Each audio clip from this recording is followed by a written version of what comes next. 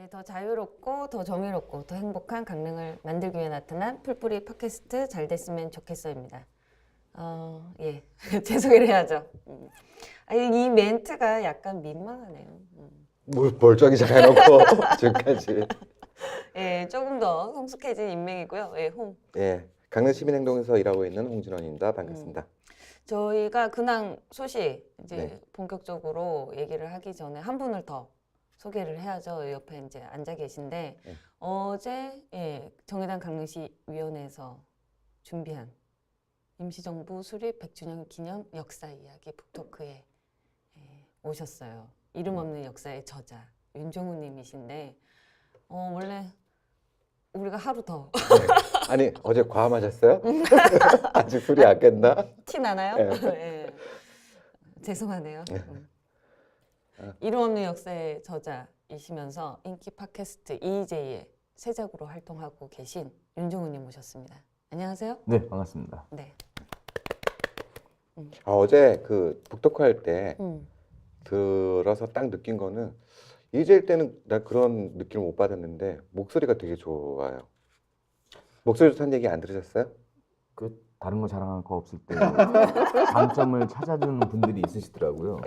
굳이. 네, 굳이 이렇게 찾아주는 분들이 있어가지고 음. 예, 그래서 사실 자기 목소리를 듣는다는 게 쉬운 일은 아니거든요. 예. 저도 이제 팟캐스트를 하기 전까지는 그런 적이 없으니까. 근데 저는 제 목소리를 되게 싫어해요. 좀 건방지고 좀 그 속된 말로 싸가지가 없는 목소리라고 생각하는. 그건 말투예요. 말투가 그렇고 목소리는 좋아요.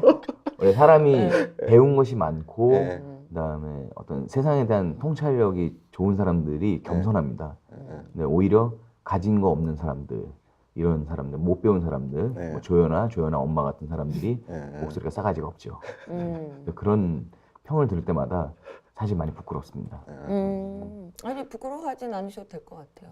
아니 부끄러워하는 표정이 아니었어 또 그리고. 예, 반복하다 보니까요 좀 그 굳은 살이 좀 배인 것 같습니다. 아니 그 EJ 말고도 따로 또 활동하시는 곳이 있잖아요. 네, 예. 해장로드? 해장로드는 사실 개인적인 정말 취미로 하는 거고요. 네. 개인적인 그건 뭐 사실 언급하기 좀 민망한 내용들이 많아가지고요. 그냥 어떤 내용? 일종의 B급 음. 내용들이죠. 원래 이 팟캐스트가 이 팟캐스트 유튜브 이런 것들이 이제 한국에 들어와서 좀 정량화되고 고급화된 측면이 있어요. 근데 실제로 미국에서 먼저 개발됐을 때는 각 지역에서 FM 라디오를 예. 그러니까 그건 미국은 이제 FM 라디오가 지방 라디오가 대세거든요. 근데 거기서 자기들끼리 자유로운 이야기, 예. 예를 들면 뭐 걸그룹 아니면 보이그룹, 락그룹 이런 것들에 대해서 한 사람이 디스하고 동네 사는 그 거리가 머니까 디스해서 막 욕도 하고 이런 그런 쪽의 문화인데 한국에 와서는 대한 언론의 역할을 하다 보니까 그런 좀 솔직한 얘기로 좀 과하게 고급스러워졌죠. 그 라디오 방송급의 어떤 시스템, 뭐 지금도 많은 카메라가 돌고 있는 것 같은데 이런 식으로 바뀐 건데 제가 그 해장로드라는 팟캐스트를 다시 거꾸로 간 거는 미국의 애니메이션입니다. 사우스파크라는 애니메이션이 있어요. 되게 귀여운 캐릭터들이 나와가지고 쌍욕을 합니다. 흑인 비하, 그러니까 뭐 인종 차별, 그리고 뭐 가족 비하. 근데 그게 이제 일종의 키치 문화거든요. 근데 2000년 초반부터 있었던 그런 문화들을 다시 한번 좀 돌려보고 싶어가지고 지금 하는 해장로드를 제가 표현하면 음식에 대한 담론을 가지고 패기 있는 썰을 푸는 방송. 쉽게 말해서 음담패설 방송입니다. 네, 그런 건 개인적으로 하고 있습니다. 이제는 계속 하고 계시고. 이제는 언제까지 할지는 잘 모르겠어요. 그 일종의 근대사를 다뤄봤는데 큰 주제들은 좀 다 한번 지나왔어요. 그러다 보니까는 어쩔 때는 정치인 인터뷰도 해야 되고 어쩔 때는 그때그때 사안. 뭐 저희도 하면서 보람도 느끼지만 저희가 7년 정도 했습니다. 2012년부터 했으니까 7년, 8년 됐네요.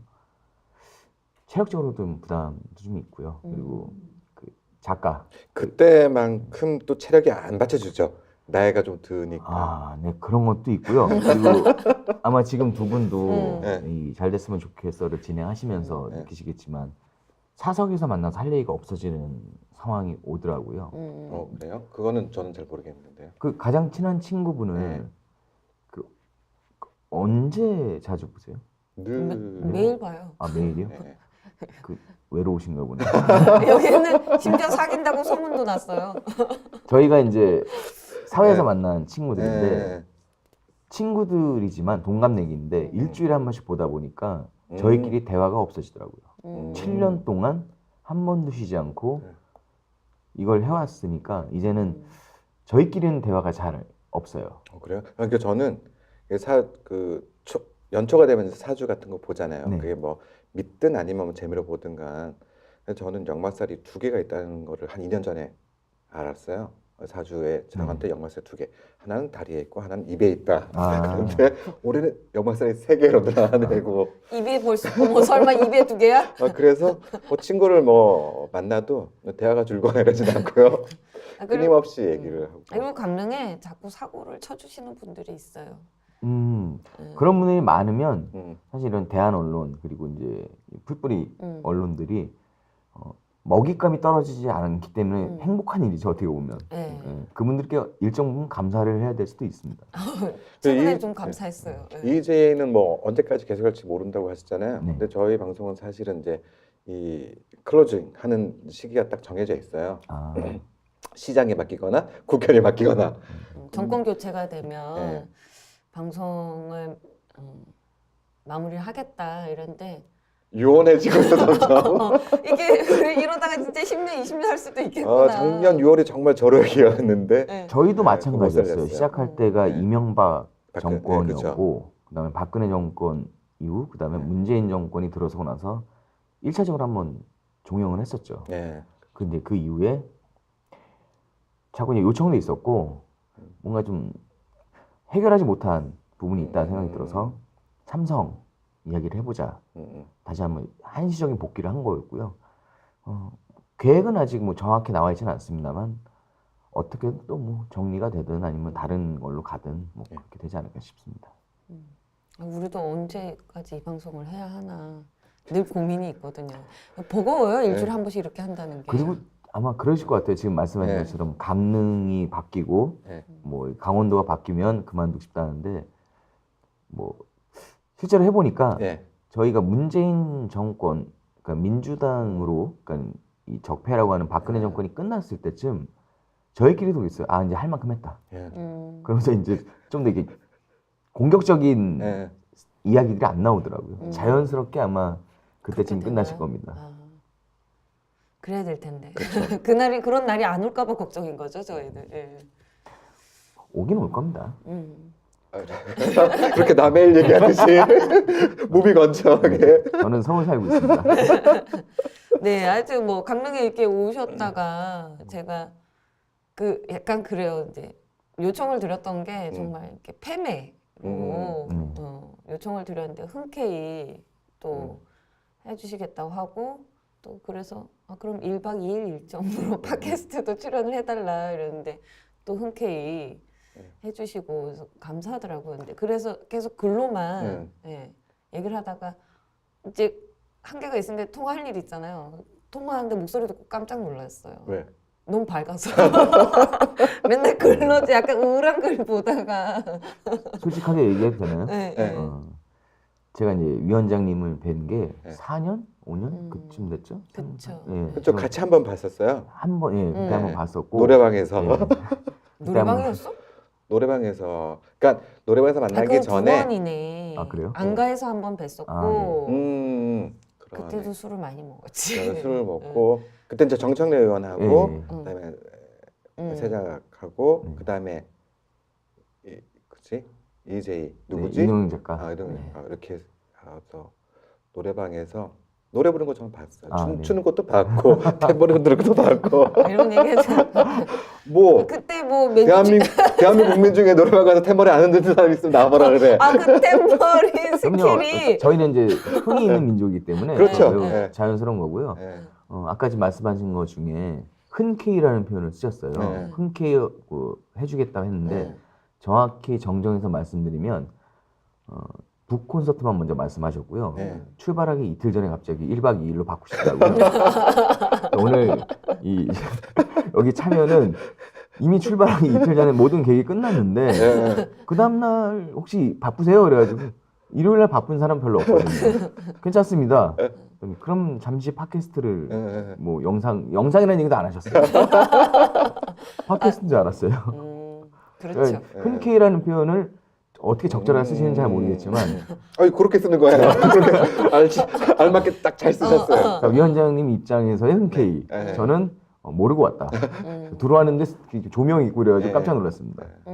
죄송해요. 분장까지 해드렸어요. 네. 네. 분장은 스킵하고. 네.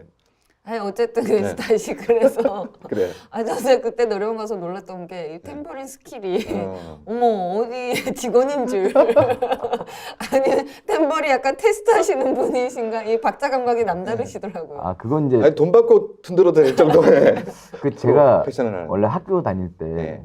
드럼을 한 7년 쳤어요. 아. 그 스쿨 밴드 고등학교 때부터 드럼을 쳤고 대학교 때도 한 밴드를 해가지고 이제 드럼을 칠 때는 탬버린도 같이 연습을 하거든요. 퍼쿠션이라고 그래가지고. 네. 근데 그 재능을, 네. 그 기술을 나중에 영업사원에서 쓸 줄은 몰랐죠. 어.